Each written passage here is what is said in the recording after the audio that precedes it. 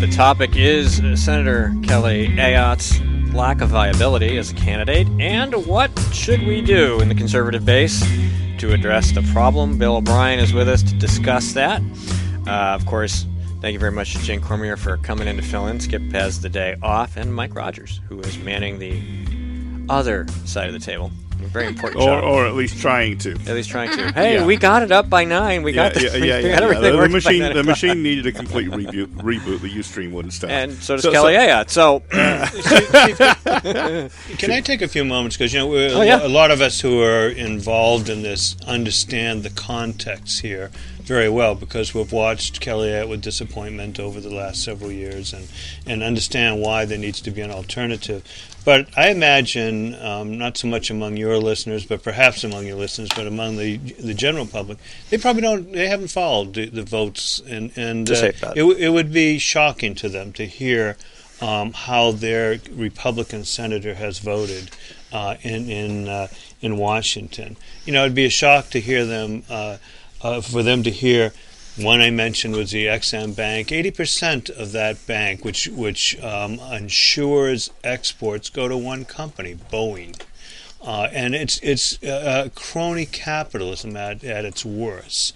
The exports of planes will take place without the U.S. government having to spend hundreds of millions of dollars to underwrite and Boeing has made it clear that they will be able to get export financing with or without the Exim Bank. They got enough leverage. They do good enough deals that they're not going to lose their shirts, and that people will lend them the money to do the deals. Yeah, and Jane mentioned another one, the EPA's Clean Power Initiative, which is a culmination of President Obama's policy to get rid of all coal-fired electric generating plants in the country. We do have, it goes back and forth, but among the highest, top 3 electric rates in the country in New Hampshire. We would assume our U.S. Senator would be concerned about that and try to protect us on the national level. Instead, she's helping President Obama to get rid of coal-fired plants. We have 500 coal-fired plants in this country. China brings on 500 a year. China and India together bring on 500 a year. By 2030, they will have another, it's estimated 10,000 coal-fired plants as we try to get rid of our 500 plants and double and triple our electric rates. And at their level of technology, until it gets to the point where they're killing their citizens with the smog, and they're getting close, they're not going to worry about the pollution. They need the energy that badly. Whereas we do worry. We've already scrubbed our coal plants to get rid of the nitric and sulfuric oxides, the acid rain problem that was 30 years ago. We've got rid of a lot of the particulates. You can't get rid of the carbon dioxide, and by the way, plants thrive on it. That's a whole different thing. The whole intent here is to fight man-made global warming, or whatever they're calling it these days, which clearly cannot be proven. Indeed, if you look at the most stable temperature readings, the satellite readings, temperatures are falling, if anything, worldwide. So they're basically now Senator Ayotte with President Obama trying to double or triple electric rates to solve a non-problem. She just voted for a budget that raised the Social Security fund to the tune of $150 billion. And yet the Democrats are always outraged at the thought of actually cutting Social Security, or even re-engineering Social Security to make it truly viable long-term by gradually raising retirement ages or somehow restructuring it, private accounts.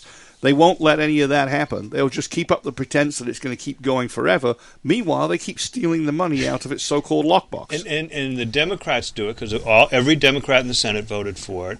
A majority of Republicans voted against it, and yet Kelly Ayotte joined with a minority of Republicans to get that passed.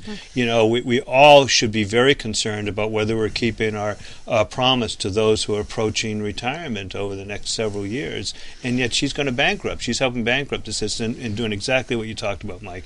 Keeping up the message that we won't cut any retirement funds, but meanwhile I'm voting to bankrupt the system.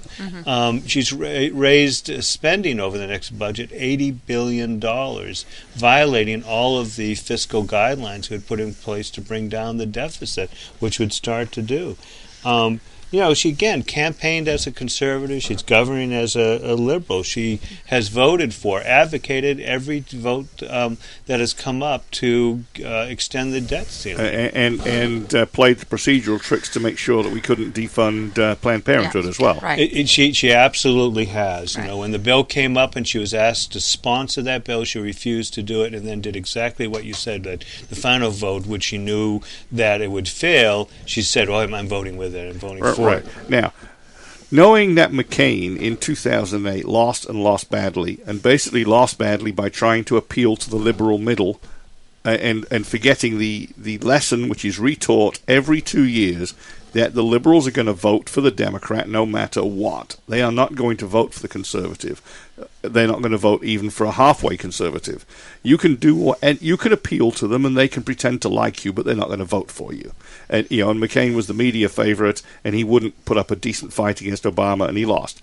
So the moment McCain showed up in 2010 race to support Ayotte, I knew we were in trouble. And it hasn't gotten any better since. You know what? You're absolutely right. I want to point out the fact that you've just given us 4 or 5 talking points that are vastly important for people to know about. But the overreaching thing that people should be aware of was the when you said campaign conservative.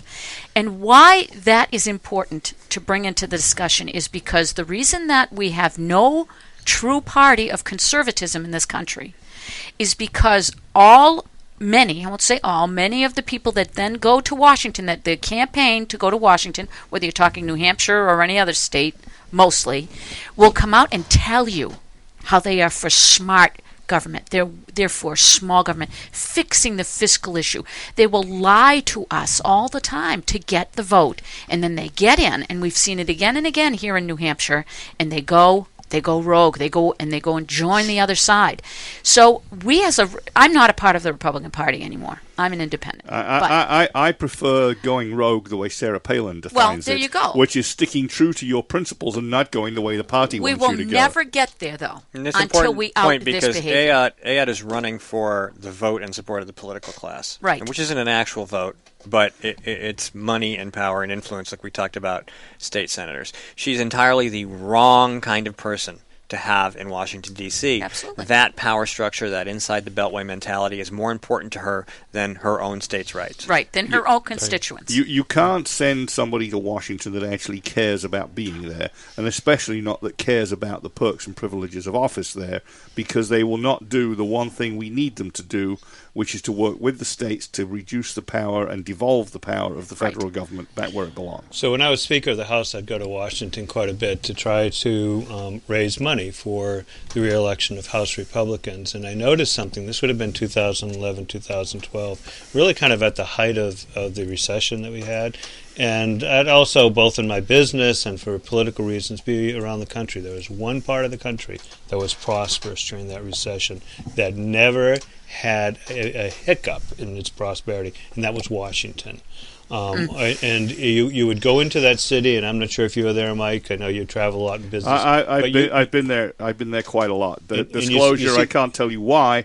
I have been to the DOJ. I've stood in the lobby. I've seen the beaming portraits of Obama and Eric Holder.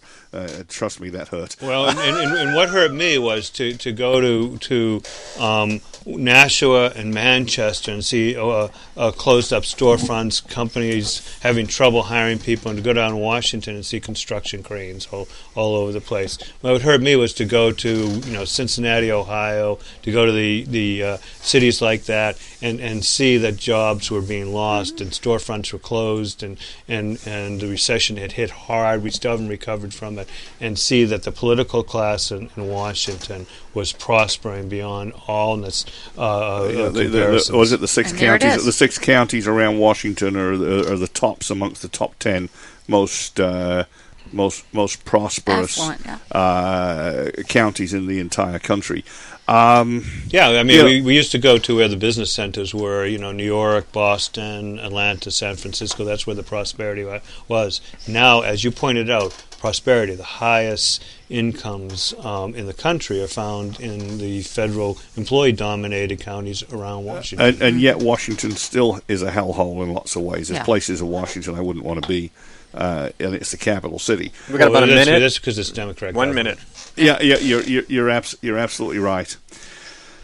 So where are we going with this? I mean, how's it look? People are talking, and the bottom line is that Kelly will lose the general because even if people of good intent come out and vote for her because she's better than a Democrat, barely, she doesn't have the enthusiasm. She won't have the base. The liberals that she may have pleased during the 6 years will not vote for her. They'll vote for Hassan, and she will lose. It's as simple as that. She's not rescuable at this time.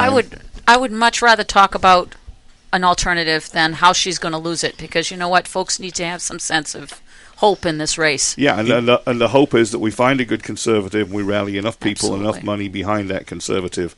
And the remarkable thing about that meeting this week is that the egos that were not in the room. People want a good conservative, and they don't care whether it's themselves. Mm-hmm. So where we go, Steve, is to the voters of New Hampshire, to those who would pour money from outside the state into Kelly Ayotte's race, an alternative. We have to convince them that New Hampshire is not a purple state. It is a state that will respond well to constitutional Republican arguments, which I call traditional American values. Kelly Ayotte is going to lose. She clearly will lose. When Republican voters in New Hampshire understand that, when all of Mitch McConnell's K Street buddies understand that, then we're going to have a chance to get a good constitutional Republican in that position. All right, that's it for this week's show. I want to thank you for coming in and spending some time with us. And this is Grok Talk. We'll be back next week with more news, more conversation, and more Grok Talk. See ya.